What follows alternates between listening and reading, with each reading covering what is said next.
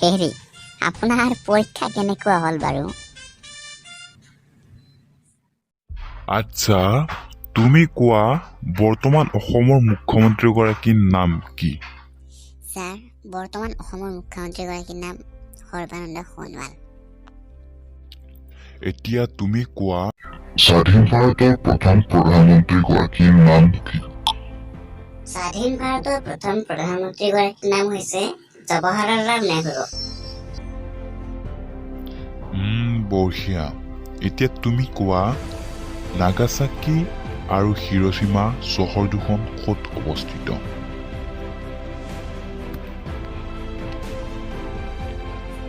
Sir, জাপানত অৱস্থিত। আচ্ছা, তুমি এতিয়া কোৱা ভাৰতবৰ্ষই স্বাধীনতা কেতিয়া লাভ কৰিছিল?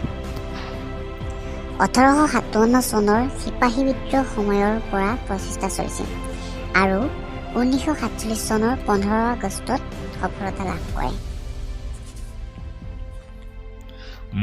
বঢ়িয়া বঢ়িয়া। এতিয়া তুমি কোৱা মংগল গ্ৰহত প্ৰাণী থকাটো তুমি বিশ্বাস কৰা নে? হয়, বিজ্ঞানীসকলেও তাকেই ভাবিছে, কিন্তু এতিয়াও পৰীক্ষা নিৰীক্ষা চলি আছে। অ'কে, ঠিক আছে। বাৰু তুমি এতিয়া যোৱা। Thank you sir. হেৰি আপোনাৰ পৰীক্ষা কেনেকুৱা হ'ল বাৰু? বেয়া হোৱা নাই, মানে ছাৰে মোক যিমানকেইটা প্ৰশ্ন সুধিছে মই গোটেইকেইটাৰে শুদ্ধ উত্তৰ দিব পাৰিছোঁ। হেৰি দয়া কৰি আপুনি প্ৰশ্নৰ উত্তৰকেইটা ক'ব পাৰিব নেকি? মানে মোৰ অলপ সুবিধা হ'ল হয়।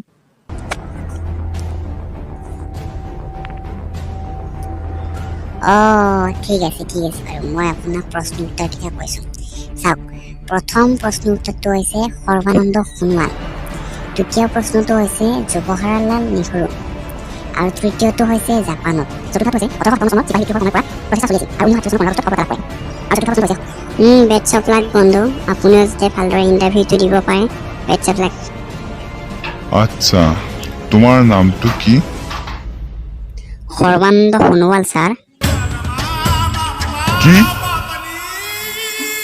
এতিয়া কোৱা তোমাৰ দেউতাৰ নাম কি? জৱাহৰলাল নেহৰু ছাৰ। পিছে তোমাৰ ঘৰটো ক'ত? জাপানত ছাৰ। কি? খালে মোৰ মূৰটো খালেই। পিছে কোৱা তোমাৰ জন্ম কিমান চনত? ছাৰ, 1857 চনৰ চিপাহী বিদ্ৰোহৰ সময়ৰ পৰা প্ৰচেষ্টা চলি আছিল আৰু 1948 চনত 15 আগষ্টৰ সফলতা লাভ কৰে। কি? তুমি পাগল নেকি হে? হয়, বিজ্ঞানীসকলেও তাকেই ভাবিছে, কিন্তু এতিয়াও পৰীক্ষা নিৰীক্ষা চলি আছে। উঠক আপুনি, উঠক। কি বকিছে এইবিলাক? উঠক। ছাৰ, মোৰ ইণ্টাৰভিউ কি হ'ব এতিয়া?